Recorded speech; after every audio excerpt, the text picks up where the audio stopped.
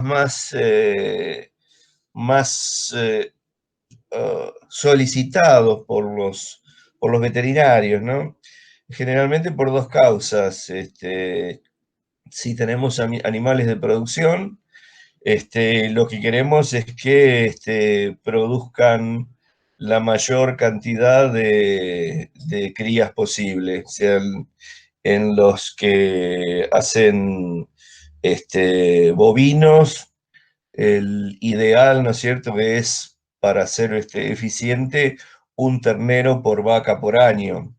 Así que eso es lo que más o menos condiciones mínimas de mantenimiento de la producción. Lo que quieren los productores de huevos es que obviamente las gallinas pongan la mayor cantidad de huevos posibles, y lo mismo lo que producen perros, cachorros o lo que fuere. O sea, esos son los que necesitan facilitar la reproducción. Después están los que, por el contrario, tienen que evitarla de alguna manera. La castración es la operación más frecuente en pequeños animales, así que por eso no nos asombra a nadie. Pero para los animales no castrados, bueno, hay, aparte de los escapes de preñeces no deseadas, bueno, hay una serie de patologías que acompañan al aparato reproductor de la hembra, ¿no? Eh, Dos palabras nada más con respecto a la bibliografía.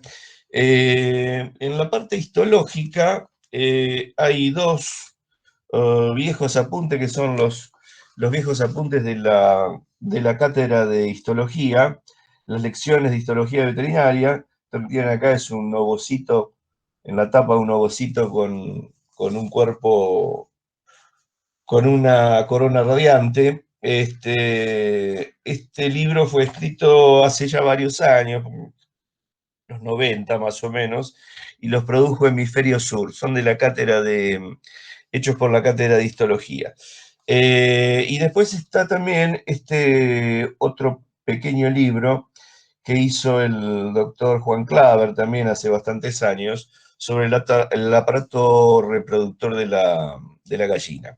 Creo que estos libros los dos están subidos en en la página. Y si no, bueno, cuando volvamos a la presencialidad, o eventualmente se pueden llegar a conseguir. Y después, bueno, para los que les interese ahondar en el tema de la reproducción animal, no se hagan problemas si quedan temas colgando con histología, porque en fisiología van a volver a retomar estos temas con mucha mayor intensidad y se va a dar toda la parte de comparado. Y después, bueno, para lo que les interese algo de la patología de la reproducción, este libro, que también es un clásico, el Roberts, de obstetricia veterinaria y patología de la reproducción, un libro hecho en la Universidad de Cornell, pero que fue revisado por un ex titular de la cátedra de obstetricia y patología de la reproducción, que ahora creo que es medicina 3 o 4, no sé cuál de esas medicinas, que fue el doctor Otrowski, un docente que estuvo muchos años en a cargo de la cátedra de obstetricia de nuestra facultad. Néstor, no sé si me estás diciendo algo. No, no, no. Ah, Sí, de medicina 3. Igual no medicina sabe 3, pensar. ¿no? Claro, exactamente. Sí, a mí me cuesta todavía relacionarle los números. Pero bueno, es un libro interesante, es un libro para tenerlo eventualmente, porque si bien está orientado sobre todo a los mamíferos y a los bovinos, hace así un paneo comparado bastante interesante. Bien, eh, los que ya estuvieron viendo, no sé si lo habrán visto, los seminarios de la que hizo la doctora Carú para esta cursada virtual. duran aproximadamente, hay uno de mamíferos de 1 hora aproximadamente, y otro de aves, del aparato reproductor de las aves, de 1 hora también, o un poco menos. E incluso hay un pequeño agregado que es F de ratas, de algunas aclaraciones con respecto al aparato reproductor de la gallina. Así que bueno, esos temas están más que bien tocados, no vamos a repetirlos nuevamente. Lo que sí vamos a recapitular con algunos temas de los que vamos a ver o que tienen cierta relevancia, ¿no? Que son los que se suelen evaluar. En primera instancia, hacer un recordatorio de lo que es la embriología. Recuerden que, como les había dicho en la clase de urinario, convenía que todo lo que estuviera relacionado con urinario y reproductor, o sea, génito urinario, lo estudiaran embriológicamente en conjunto, porque es lo más conveniente, manera de entender la mayoría de las estructuras y cómo están interrelacionadas. Con respecto al origen de las gónadas, como también habíamos estado hablando la vez pasada, bueno, hay en primera instancia, una gónada indiferenciada. Esa gónada indiferenciada parte de una estructura previa, que es el denominado gonadonefrótomo, ¿no es cierto? Una especie de cresta del mesodermo intermedio que crece hacia la cavidad celómica, o sea, dejando por fuera de esa cresta gonadal o urogenital, ¿no es cierto?, un epitelio celómico. Este epitelio celómico es muy importante.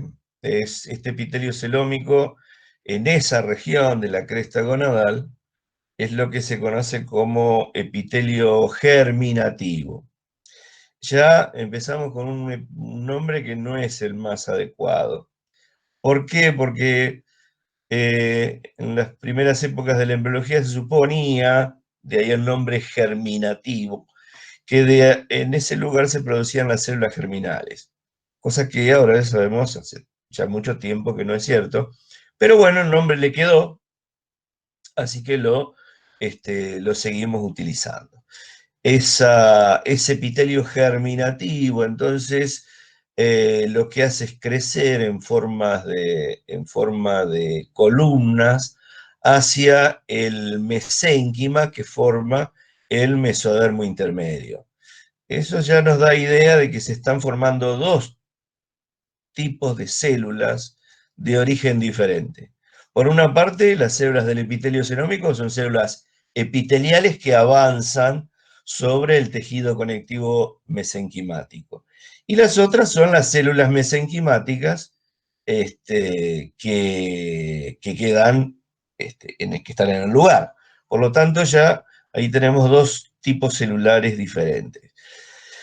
Y el tercer tipo celular es el que viene en primera instancia, de lo que es el epiblasto, cuando teníamos un embrión bilaminar, ¿no es cierto? Muy primitivamente ya pueden diagnosticarse algunas células de esa región. Esas células gonadales primitivas van a pasar por el saco vitelino, y del saco vitelino van a terminar finalmente en las crestas gonadales. Eso es lo que van a dar origen, esas células primitivas son las que van a dar origen a las células germinales, que son las que después van a terminar dando los ovocitos maduros, que son los que se ovulan, ¿no es cierto? Entonces, en pocas palabras, en cuanto al sistema de producción de las células germinales, tenemos esos tres orígenes. Las células epiteliales, que dan origen a lo que son las células sustentaculares o células de sostén, las células nodrizas de los ovocitos, que son las que posteriormente van a conocerse como células foliculares o células de la granulosa. Primero se llaman foliculares, después cuando ya estamos hablando de un folículo secundario, terciario, ya comienzan a organizarse esas células y se transforman en células de la granulosa. Después las células intersticiales, que forman lo que sería no el parénquima, sino el estroma del ovario, que son las células del tejido conectivo. Y finalmente las células germinales, que son las que dan origen a los ovocitos. Una cosa conviene recordar acá es que si vamos a hacer una diferencia entre macho y hembra, si bien la célula germinal definitiva, la gónada de definitiva parte de una gónada indiferenciada, bueno, lo que hace que se produzca la diferenciación son varios factores, de los cuales el más importante es el denominado gen SRI, el que produce el desarrollo de un macho. Y si no se produce el macho, se produce una hembra. Con respecto a las especies inferiores, hay algunos casos en los cuales esas gónadas, si bien se diferencian, llega en algún momento, por X causa, pueden llegar a tener una regresión y convertirse en otro tipo de gónadas, ¿cierto? Eso es bastante común en las aves. En las aves hay veces cuando se produce alguna patología viral o bacteriana que prácticamente destruye uno de los ovarios. Recuerde que las aves se desarrolla solamente el ovario del lado izquierdo, en la mayoría de los casos. Hay otras que se desarrolla el derecho y algunas, incluso está descrito que se forman los dos ovarios y los dos oviductos. Bueno, en el caso de las aves, por ejemplo, cuando el ovario de un lado, del lado izquierdo, involuciona, se activa la gónada indiferenciada del otro lado, la del lado derecho, y da una estructura que se denomina ovotestis. Precisamente el nombre de ovotestis significa que tiene características de un testículo, de ahí el nombre, ¿cierto? O sea, no se desarrolla otro ovario, no tiene otro ovario de respeto, sino que se desarrolla esa estructura que es el ovotestis. Este ovotestis obviamente es funcional, y es un problema realmente, sobre todo si lo que uno tiene es un criadero de gallinas, que lo que le interesa es que esas gallinas pongan huevos. Si uno tiene 50.000 ponedoras, que una enfermedad haga involucionar los ovarios, realmente causa algunos problemas. Hace años trabajamos en un caso muy interesante donde por una falla genética en la producción de la línea de abuelos, una línea holandesa, bueno, había reversión sexual y las ponedoras se volvían machos, ¿no? Ese fue un caso muy gracioso porque, muy gracioso para uno que le tocó trabajar del lado científico de la cosa. Del lado del productor no era tan gracioso que de tener 10.000 ponedoras, de golpe tener 10.000 machos, ¿no? Complicado. Bueno, pero eso realmente no es lo frecuente, no es lo más, lo que ocurre lo más seguido. Lo que sí en algunos animales inferiores, por ejemplo en los peces, algunos peces sí pueden tener en algunos casos reversión sexual. Y eso está dado fundamentalmente por factores ambientales. Uno de los casos es el de, por ejemplo, nuestra anguila, la anguila común, que vive en nuestras lagunas de todos los ríos, la anguila de agua dulce, en los ríos y arroyos de nuestro país y de nuestras lagunas bonaerenses, por ejemplo, muy común. Bueno, en algunos casos se produce reversión sexual. Por ejemplo, cuando en la población hay exclusivamente hembras y no hay machos, generalmente las hembras de mayor tamaño realizan un proceso de reversión sexual y esos ovarios se convierten en testículos, esos testículos producen espermatozoides y de alguna manera sirven para realizar la reproducción sexual dentro de ese nicho ecológico, ¿no? Una cosa de relativa frecuencia y depende fundamentalmente más que nada de factores, factores poblacionales y de intercambio de cosas que suceden con el medio. En los mamíferos, en las aves y en los mamíferos superiores no es de lo más, no es de lo más frecuente, es una cosa muy difícil. Hablando de las aves, una de las cosas que se plantean es, bueno, ¿por qué las aves solamente presentan desarrollo del ovario y del oviducto del lado izquierdo? Uno lo primero que pueda pensar, que, bueno, que las gallinas son izquierdistas, cosa que no estaría tan mal. Pero bueno, en algunas rapaces, qué casualidad, se desarrolla el oviducto derecho, cosa que diría las diferencias entre la derecha y la izquierda. Bueno, no, fuera de broma, era simplemente un juego de palabras esto. ¿Por qué causa las aves han perdido la capacidad para producir ovarios y oviductos de un solo lado? Seguramente es para evitar el exceso de peso que involucra el contenido de los ovocitos de las aves. Recuerden que las aves, si no lo recuerdan, denle una repasada, cuando estudiábamos la clasificación de huevos, las aves eran animales polilecíticos. ¿Qué significaba esto? Que tenían una enorme cantidad de vitelo. Y esa enorme cantidad de vitelo hacía que los ovocitos con la masa vitelina fuera realmente muy grande. En el caso de las aves, la yema del huevo, creo que eso no es ninguna novedad para todos los que estamos acá, la yema del huevo es el ovocito. O sea que es un ovocito de aproximadamente, en el caso de una gallina, de 3 o 4 centímetros, ¿no? Así que es una estructura muy, muy importante. Fíjense ustedes que si el ave tuviera que volar con tanto peso en 2 ovarios, seguramente sería un poco problemático, ¿no? Además, eso se tenía la duda. Felizmente en China se encontró un fósil de aproximadamente 120 millones de años, hace un rato.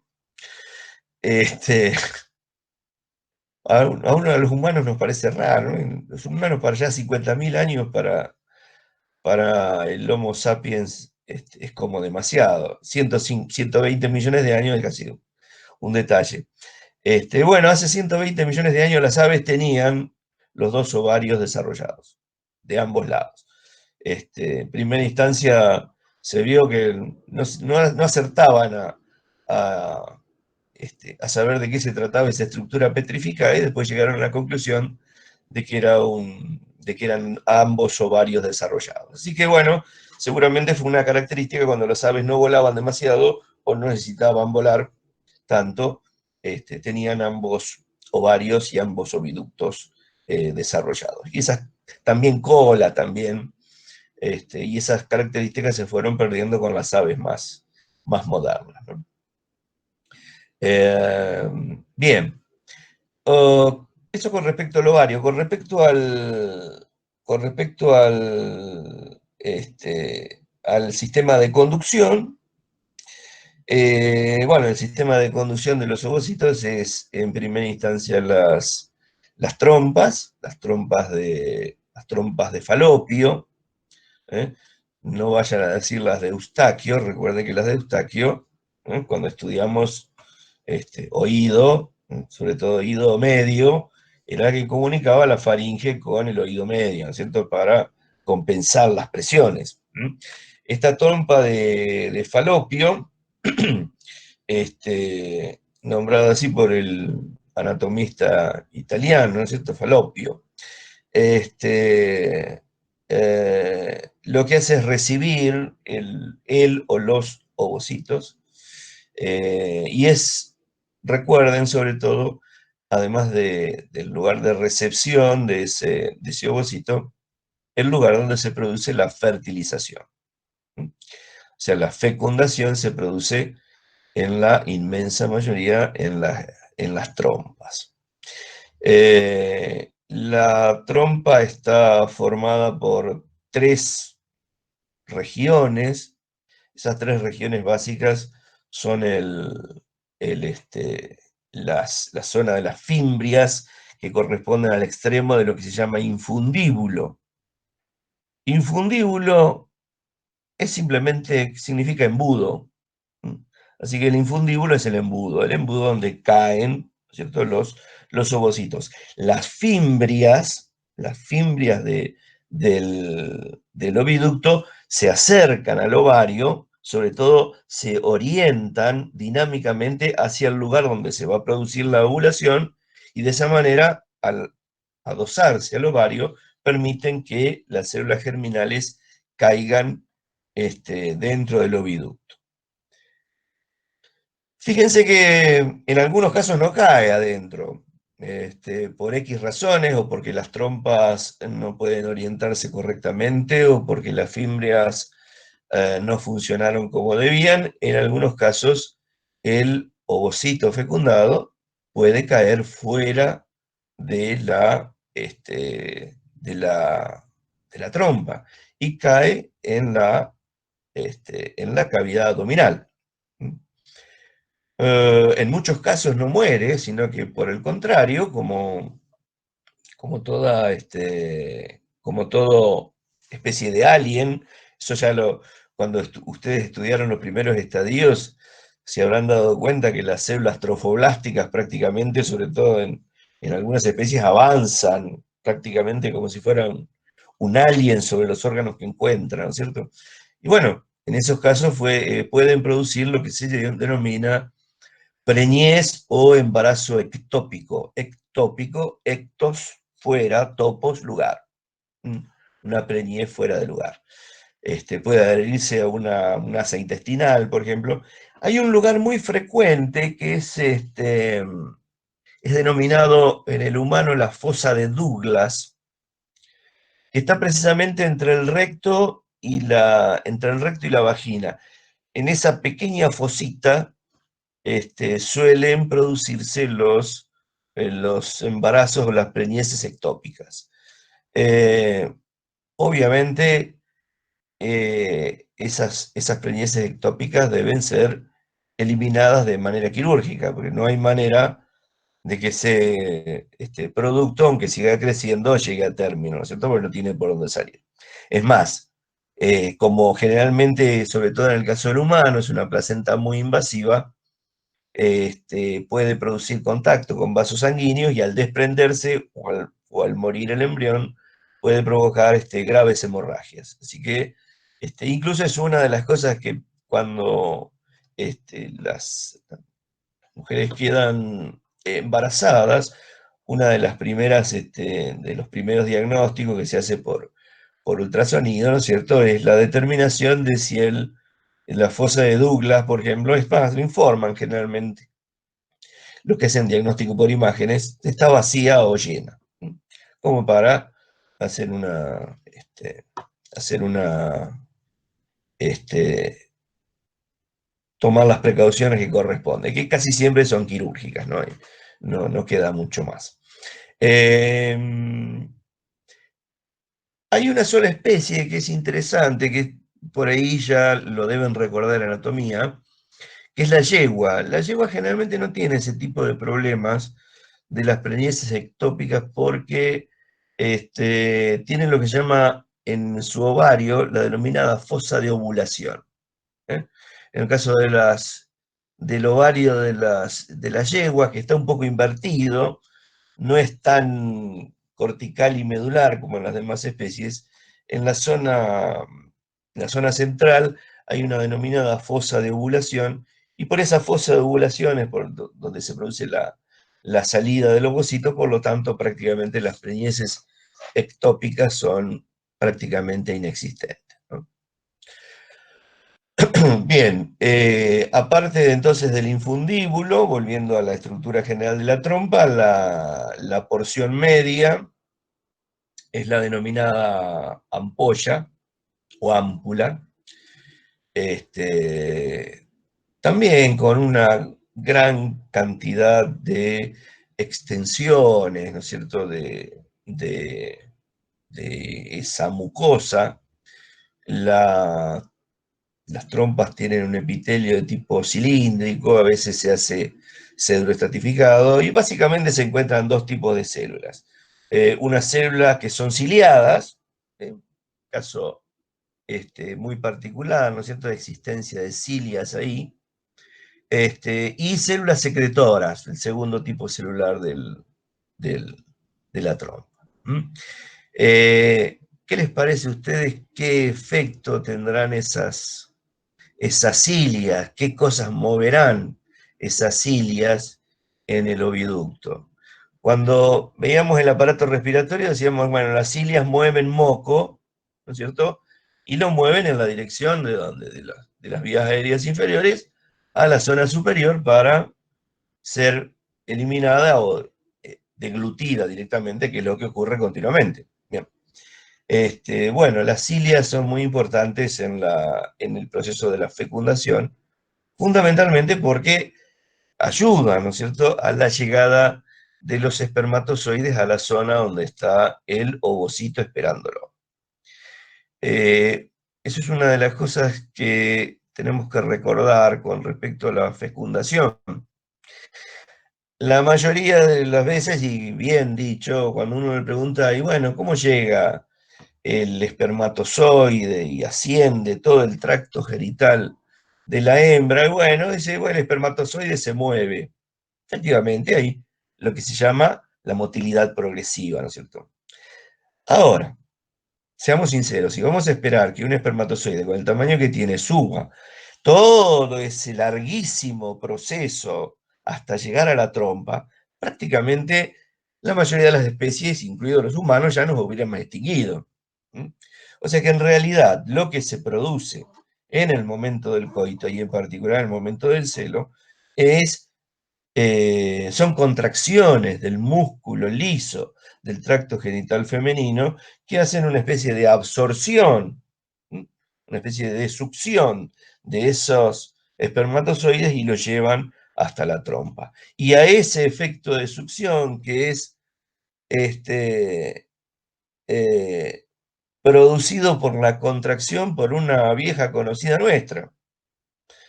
La estudiamos cuando vimos neurohipófisis, ¿se acuerdan la oxitocina?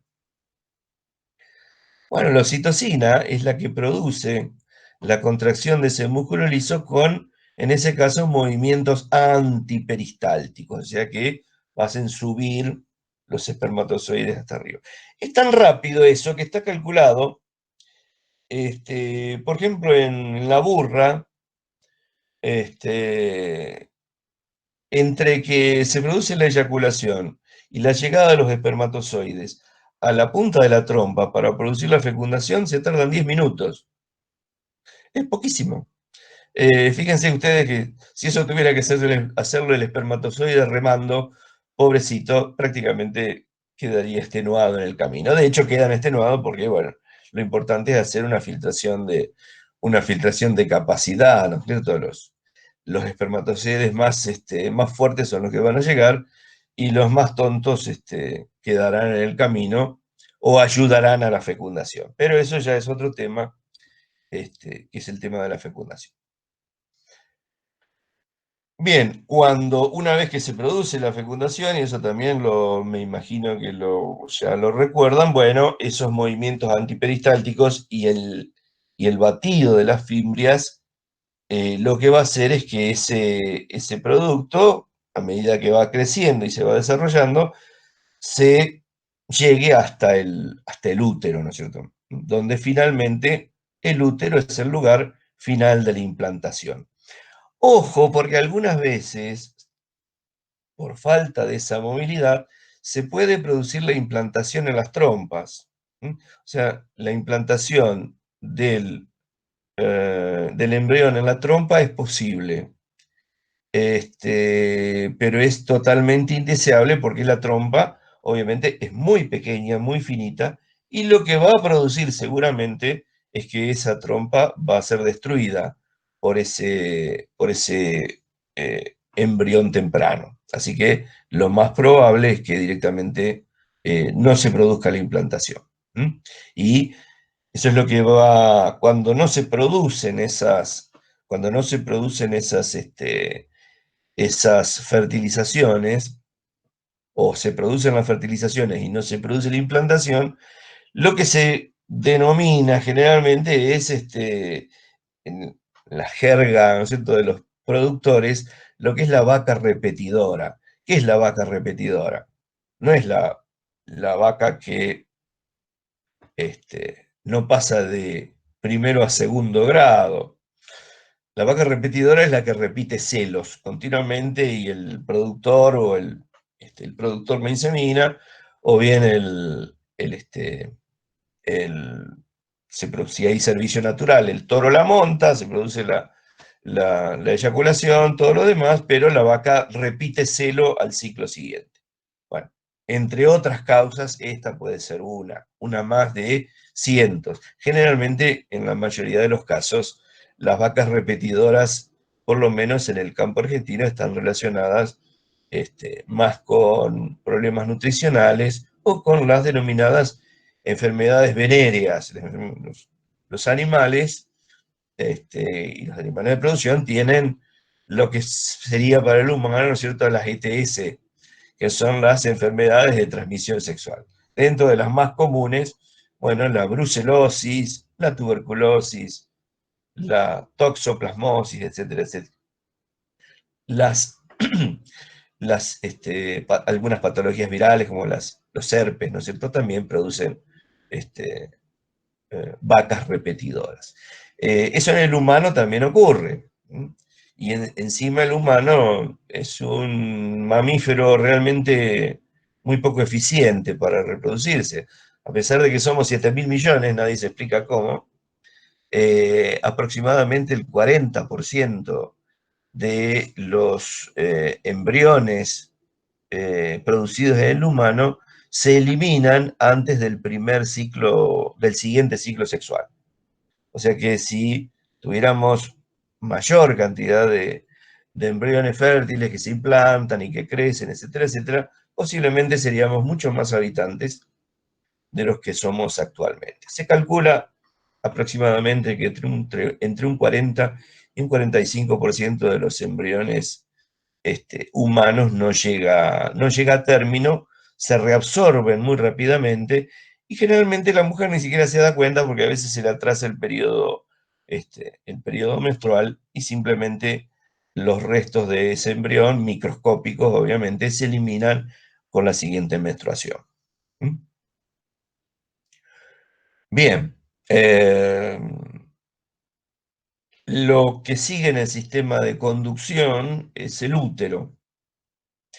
El útero es muy variable en la evolución de las especies. Los marsupiales, por ejemplo, son los que tienen los úteros más divididos. ¿Qué significa úteros divididos? Recuerden que, como decíamos en la clase de urinario, el sistema de conducción, los oviductos o trompas, el útero y el tercio posterior de la vagina, se producen a partir de un conducto, que era el denominado conducto paramesonéfrico o conducto de Müller. Precisamente ese conducto de Müller, en el caso de la mayoría de las especies menos evolucionadas, como son los marsupiales, prácticamente no se unen totalmente, sino que quedan separados. Entonces se forman como dos especies de úteros separados. De hecho, uno de nuestros marsupiales más conocidos, la comadreja overa, bueno, cualquiera que viva a unos kilómetros nomás de Capital Federal sabe que la comadreja overa es prácticamente el más común de nuestros marsupiales. El nombre científico antiguo ahora ha cambiado, pero se llamaba Didelphis maculosa. Y Didelphis significa dos, delfos, útero, y maculosa, que tiene mácula. No la inmaculada, sino que tiene mácula. Pecadora la comadreja. La Didelphis maculosa, que se traduciría como la manchada de dos úteros. En realidad no son dos úteros, sino que es el mismo útero muy dividido. A medida que avanzamos evolutivamente en las especies más nuevas, más evolucionadas, digamos así, el caso de la perra, la yegua y la vaca, ya aparece un cuerpo uterino y cuernos uterinos. Los cuernos uterinos, sobre todo, son los lugares donde, en el caso de la cerda, por ejemplo, se ubican ordenadamente la gran cantidad de lichones que da una hembra politoca o multípara, como es el caso de la cerda. Y para llegar a lo, en teoría, o con buena imaginación, más evolucionado, llegamos al útero de los primates, ¿no es cierto? El útero de los primates que incluye, ¿no es cierto?, la hembra humana, la mujer, tiene un útero piriforme, que prácticamente no tiene cuernos, sino que es un cuerpo redondeado con forma de una pera, de ahí el término piriforme invertido, que se continúa después directamente con el istmo y las trompas. Otra de las cosas, bueno, que tenemos que recordar con respecto a esto también y hacer una diferencia importante entre humanos y animales, es que los animales tienen lo que se denomina ciclo estral o estrual.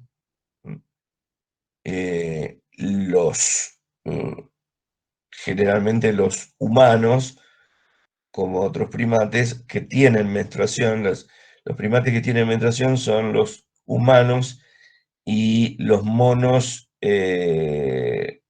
grandes, la operila, el orangután, todos los monos que son los monos del Nuevo Mundo, como se dice, que serían la mayoría de nuestros monos sudamericanos, no tienen ciclo menstrual, o sea, tienen ciclo estrual. Y tienen un comportamiento sexual bastante diferente al de los orangutanes, gorilas y rhesus, que son con los que uno está más acostumbrado a compararse, ¿no? Simplemente nos comparamos porque tenemos más de un 99% de genes en común, o sea que en realidad ese pequeño 1% es lo que nos hace teóricamente un poco más inteligentes o un poco diferentes, pero compartimos prácticamente la mayoría de sus características. Entonces, bueno, recuerden que los animales domésticos tienen ciclos estruales, mientras que los primates y el humano tienen ciclos menstruales. Esto es importante sobre todo pues, para contar los días fértiles, ¿no es cierto? Generalmente en el caso de los animales domésticos, bueno, los periodos por los que pasa ese animal son del proestro, momento de preparación de los ovarios y del útero, el estro, perdón, el estro, que es el momento del celo. El estro va a durar tiempo diferente de acuerdo a las diferentes especies. Generalmente, en el caso de la vaca, por ejemplo, tiene un celo muy corto, de hasta 18 horas nada más. Por eso es tan importante que haya una buena detección de celo en el caso de los bovinos, ¿no es cierto? Para no errarle a la inseminación o al servicio natural. Y después de esos dos periodos viene el metaestro y el diestro. En esos 4 periodos, esos 4 compartimentos estancos, ¿no es cierto?, es lo que dura en prácticamente todas las especies. En el caso del humano, que se produce un ciclo es menstrual de 28 días, con aproximadamente una ovulación, la ovulación en el día 14 para las mujeres regulares, ¿no es cierto? El día 14 que comienza y el ciclo empieza a contarse a partir del primer día de la menstruación. En el caso de los animales domésticos, bueno, lo empezamos a contar de manera diferente. O sea que lo importante acá es que no hagan la cuenta como si fueran una vaca, porque lo más probable, si no quieren quedar embarazadas, ¿no?, es que queden embarazadas. Con respecto, eso también es importante, con respecto a los momentos en que se producen cosas diferentes en ese útero, que es el que va a recibir el producto, el embrión. En primer lugar, podemos dividir que el ciclo se divide en 2 grandes periodos, que son el proestro y el estro, que es lo que denominamos, el proceso proliferativo. Proliferativo, ¿por qué? Porque la hipófisis, a través de la folícula estimulante y de la luteinizante, y el ovario, a través de la producción de estrógenos, comienza a desarrollar las glándulas uterinas para que reciban ese producto, ¿no? Eso entonces es la primer parte del ciclo sexual, el periodo proliferativo, en el cual las glándulas aumentan de tamaño, el epitelio crece, también en muchos casos crece el músculo lisouterino, y sobre todo la vascularización. Se crea una enorme neovascularización durante todos los ciclos para dejar ese útero preparado para recibir el embrión. El segundo periodo, que es el denominado de producción, esas glándulas ya dejan de crecer y comienzan a producir. Es a partir del estro, cuando termina el estro, y se produce durante el metaestro y el diestro, en los cuales, por la persistencia del cuerpo lúteo, en el caso de que se haya producido preñez, ese útero comienza a producir, ¿no es cierto?, los elementos carbohidratados y proteicos de la denominada leche uterina. Eso es lo que se denomina generalmente el histiotrofo. Cuando ustedes leyeron o estudiaron, ¿no es cierto?, los primeros periodos de crecimiento del embrión, recuerden que en los primeros periodos, cuando todavía no se ha producido el contacto con la mucosa uterina, ese embrión se está nutriendo a partir de los elementos que el útero está produciendo. Y eso es la secreción de las glándulas uterinas, con también un poco de descamación de esas glándulas uterinas. Eso es lo que constituye el histotrofo. Cuando el embrión se implante y comience el contacto entre la sangre materna y la sangre fetal, cosa que vamos a ver bien la clase que viene cuando veamos placentación, bueno, ahí entonces el útero comienza a nutrir al embrión a través de la sangre. Eso es lo que se denomina hemotrofo. Hemosangre, trofos, nutrición. O sea, eso es válido para todas las especies. En realidad, los marsupiales son un poquito diferentes. Recuerden que, bueno, no es un animal doméstico, pero recuerden que los marsupiales, bueno, tienen un nacimiento muy temprano. El animal prácticamente no está formado, solamente tiene desarrollo de los miembros anteriores y tiene la presencia del marsupio. El marsupio es esa bolsa que tienen los marsupiales donde está un pezón de tipo glándula mamaria, en el cual prácticamente el pequeño embrión, que todavía no está a término ni mucho menos, prácticamente se pega durante todo el tiempo que dura el proceso de crecimiento, hasta que finalmente termina su desarrollo y puede salir de la madre de ese marsupio. ¿Mm? Lo mismo pasa con todos los marsupiales, como los canguros. Bueno, los que les interese la fauna australiana se van a cansar de ver marsupiales porque seguramente por esa situación tan aislada de Oceanía durante tantos miles de años, produjo un desarrollo muy, muy espectacular de marsupiales, ¿no es cierto? Marsupiales que todos sobrevivieron en Australia, en Oceanía, en realidad prácticamente han desaparecido de la mayor parte de los otros continentes. Uno de los más interesantes, el famoso tilacino, que es un lobo marsupial, que el último que murió fue en 1930, si mal no recuerdo, del único marsupial extinguido que hay en la filmación. Bien, por último, entonces, el, el útero, recuerden que tienen que reconocer fundamentalmente, aparte de ese periodo de producción de crecimiento de la glándula y de secreción de las glándulas, tienen que recordar también que hay un miometrio muy desarrollado. Ese miometrio es importante. El útero en realidad tiene 3 capas de músculo y también es importante sobre todo porque es asiento de una patología muy común en el humano, que son los denominados fibromas. La mayoría altísimo porcentaje de las mujeres tienen en algún momento de su vida fibromas.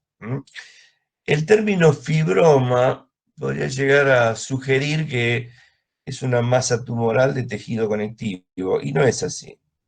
El fibroma se refiere a músculo liso, a fibra muscular lisa. O sea, en realidad los fibromas uterinos de la mujer en realidad son, como deberían llamarse correctamente, leiomiomas. Leiomiomas. Eso es para diferenciarlos de los tumores de músculo estriado esquelético.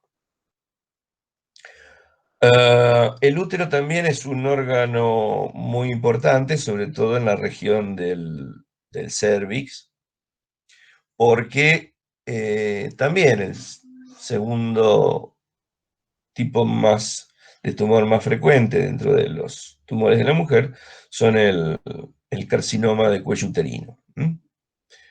El carcinoma de cuello uterino es una causa de muerte muy frecuente, tiene características hereditarias.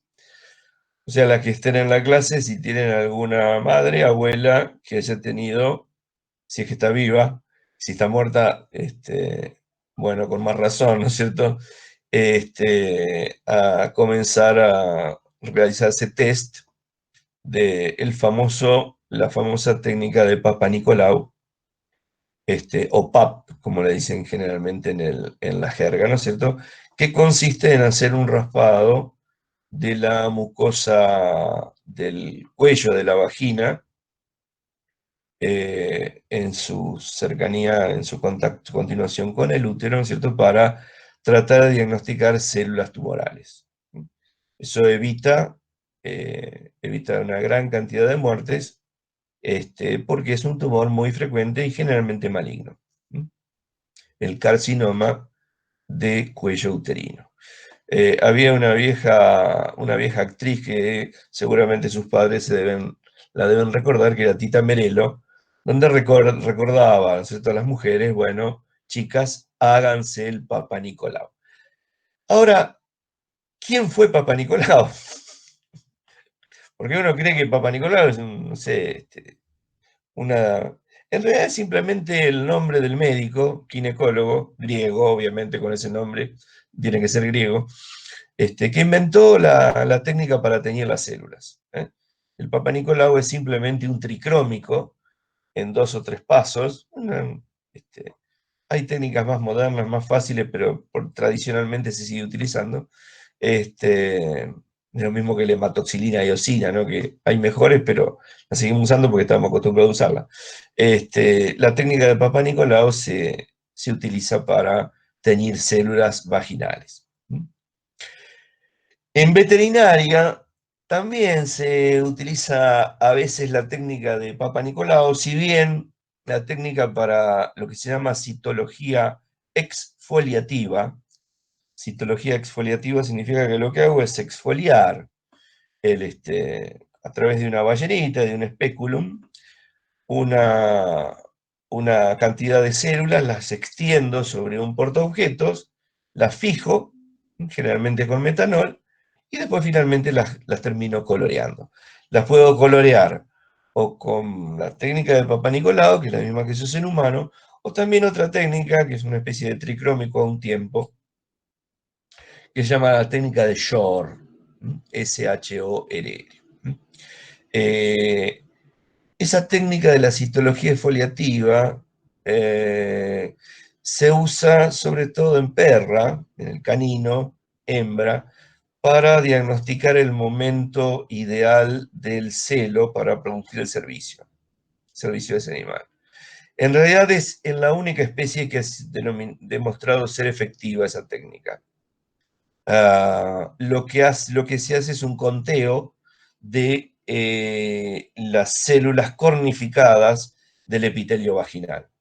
Recuerden que el epitelio vaginal tiene un epitelio plano estratificado, cuyo grado de queratinización de ese epitelio plano estratificado va a ir cambiando de acuerdo al momento del ciclo sexual en que se encuentre.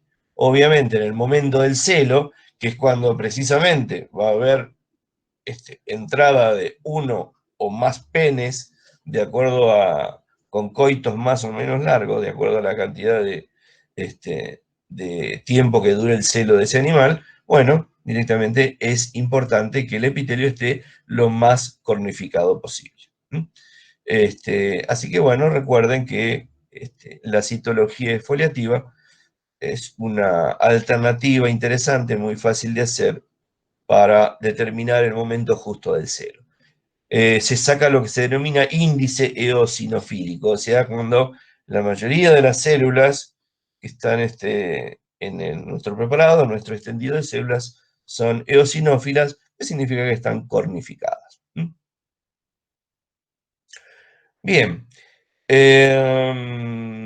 Por último, y para ir terminando, recuerden que los 2/3 anteriores de la vagina se forman a partir de una estructura de la cual ya habíamos hablado también, que era el seno urogenital primitivo. Los 2/3 medio y anterior, o más externo, de la vagina en todas las especies, se produce a partir de ese seno urogenital primitivo. Los genitales externos, que son los visibles a primera vista, ¿no es cierto? Bueno, se producen a partir de estructuras que se encuentran en la zona de unión del endodermo, de ese seno urogenital primitivo, y del ectodermo, que se continúa con el tejido cutáneo. Las estructuras que están involucradas son las mismas que se producen en el pene y los testículos, con la diferencia que el tubérculo genital, denominado tubérculo genital, ubicado en la porción superior, ¿no es cierto?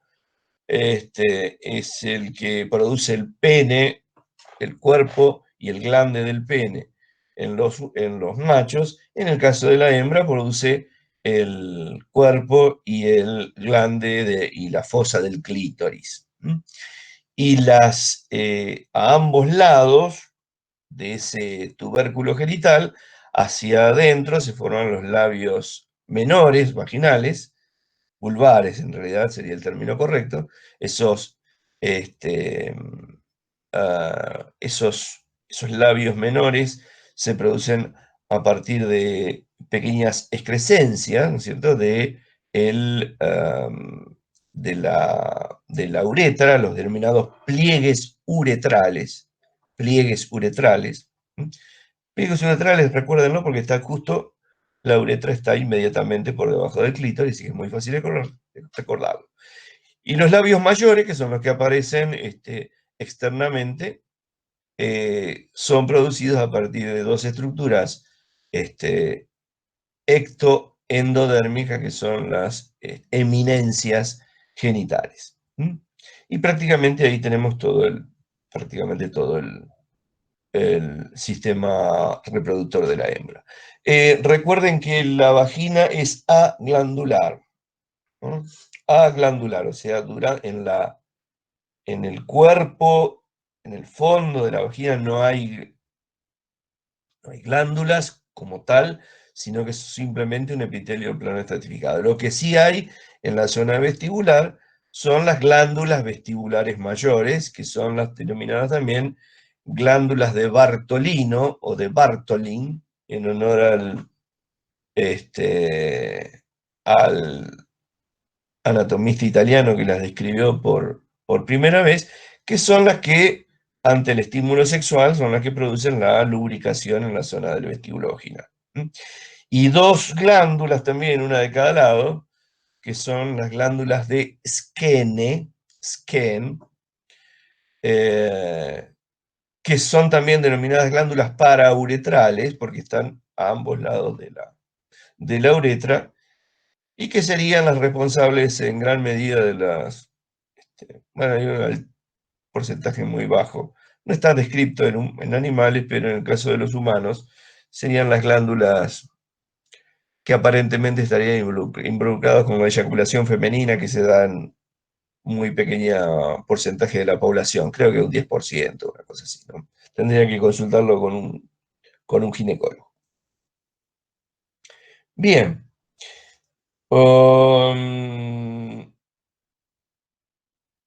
Acá estamos redondeando prácticamente todo esto que es el aparato reproductor, la embriología, las partes que lo forman y los elementos principales. Preguntas o dudas que les hayan quedado en el camino, por ahí que estuvieron viendo durante durante la, durante la lectura de los seminarios. Sí, yo tengo una pregunta. En el libro dice que los estrógenos secretados por las células de la granulosa también estimulan su propia proliferación. Esto no aparecía en el seminario, por eso lo pregunto. Esto sería así y es un ejemplo de hormonas parácrinas. Sí, hay un comportamiento, en cierta manera sería autócrino, ¿no es cierto? Porque Claro. es un sistema que se retroalimenta. Sí, es correcto. De todas maneras, lo importante es recordar fundamentalmente que no solo se producen estrógenos, sino que además es necesario que haya una folícula estimulante hipofisaria y una luteinizante hipofisaria, la que además estimule a la producción de estrógeno, ¿no es cierto? Pero sí, efectivamente, además esos estrógenos actúan sobre el mismo ovario, actúan sobre las trompas, actúan sobre el útero y actúan sobre la vagina. Eso es interesante, que creo que lo interesante de tu pregunta es que uno podría, es un ejercicio muy interesante, tomar histofisiológicamente cómo está el ovario, cómo está la trompa, cómo está el útero y cómo está la vagina, histológicamente en el proestro, en el estro, en el metaestro, en el diestro y eventualmente en el anestro, en los animales que entran en anestro. ¿eh? Es un ejercicio muy interesante, porque eso nos hace pensar, bueno, estamos a ver en el estro, por lo tanto, ¿qué es lo que está más elevado? Y son los estrógenos. ¿Pero qué otra hormona hay? Bueno, la folícula estimulante. Uy, pero se tiene que producir la ovulación. Entonces, además, tengo que tener un pico de LH. ¿De acuerdo? Entonces, ese manejo dinámico es lo que mejor nos sirve para estudiar el ciclo sexual de la hembra, ¿no es cierto? Y es válido prácticamente para todas las especies. Profe, tengo una duda. En el seminario decía que la granulosa también tenía receptores para LH, pero no me queda claro en qué momento o no. Claro, en realidad los receptores para LH están muy bien marcados, por ahí no lo viste muy bien. Hay un momento en que Clara Carú hace un esquemita muy interesante con las células de la granulosa y los receptores que presenta. Así que dale una repasada por ese lado, porque está muy sintéticamente puesto y muy claro, pero no te hagas demasiado problema. Generalmente las células de la granulosa tienen mayor cantidad de receptores para folículo estimulante, mientras que las células tecales generalmente tienen más receptores para luteinizante. Ok, y una duda más. Habría que focalizarnos en eso, tipo, cuál estructura tiene receptores o cuál va a estar influenciada por la hormona o Claro, por no. A mí produce. lo que me interesaría, lo que quiero que quede claro es que ustedes, en el caso de la producción de hormonas femeninas, tengan en claro en qué momento y para qué sirven los estrógenos y en qué momento y para qué sirve la progesterona. O sea, estrógenos y progestágenos. Después, si recuerdan o si quieren ahondar, ¿no es cierto?, para el comportamiento, que sé yo, en la gallina, si la prolactina está más alta en el periodo de la cloquez, bueno, lo pueden hacer. Pero lo importante es que ustedes sepan el estrógeno, quién lo produce y en qué momento, y la progesterona, quién la produce y en qué momento. ¿Está? O sea, como para que dividan. No en vano es que les estaba diciendo recién esos dos periodos, periodo de desarrollo de glándulas y periodo de secreción de las glándulas. Incluso también el de involución, porque cuando no todo el tiempo producimos progesterona, sino que en realidad la progesterona en la mayoría de las especies dura el tiempo suficiente hasta que la placenta, que es lo que vamos a ver en la clase que viene, toma el mando, ¿no es cierto?, hormonal de la preñez. En algunos casos, por ejemplo en el equino, bueno, hay ovulaciones posteriores, cuando la hembra ya está preñada, hay otras ovulaciones para producir cuerpos lúteos accesorios, pero esos son casos particulares. En la inmensa mayoría de los casos, en un momento la placenta toma el mando hormonal de la preñez y lo lleva prácticamente hasta el final de la preñez. Es más, también es la placenta la que en un momento decide, bueno, y la placenta y el embrión, ¿no es cierto? Lo que deciden, bueno, hasta acá duró la preñez, ahora es el momento del parto. Generalmente mediado, ¿no es cierto?, por los corticoides fetales, ¿no? Gracias. No. Sergio, te veo con ganas de decir algo, diga algo, no sé, algo. No, estabas pensando algo con respecto a... Vos tenés mucha experiencia con pequeños y con perras, así que supongo que algo que sea de utilidad, que no haya quedado... Estás muteado, me parece.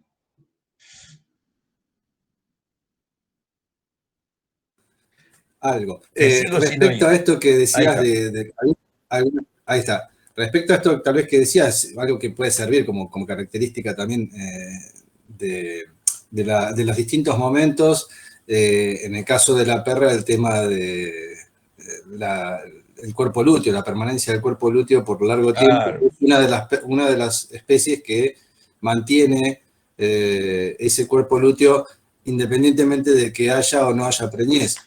Y eso tiene que ver con este comportamiento grupal en jauría que las perras, tanto el macho alfa y Las lobas, ¿no? Sobre todo. Exacto, y la perra beta, que sería generalmente la hembra, que es la que cría o la que produce los cachorros, en momentos que tienen que salir a cazar, las hembras restantes de la jauría lo que hacen es mantenerse como nodrizas. Es por eso que todas las perras, generalmente en las casas, cuando hay varias perras, se sincronizan los celos. Generalmente todas tienen los celos al mismo tiempo, y eso tiene que ver un poco con este comportamiento de jauría, y esas perras, digamos, nodrizas, ayudan a producir leche y a criar a los cachorros. Es por eso que muchas veces hay perras que producen lo que se llama la pseudopreñez. Es un dato, digamos, un dato de color, digamos, para esto, que en muchas casas ha pasado que alguno tiene una perra, tal vez le ha pasado que ha tenido una perra con pseudopreñez, salvo que esté castrada. En general eso tiene importancia clínica porque, bueno, las perras que producen pseudopreñez repetidamente son altamente probables de que puedan llegar a tener infecciones uterinas. Pero Las piómetras, ¿no? las piómetras, exactamente. Entonces, Piómetra significaría pus endometrial o pus en el útero. Uh-huh. O sea, sí.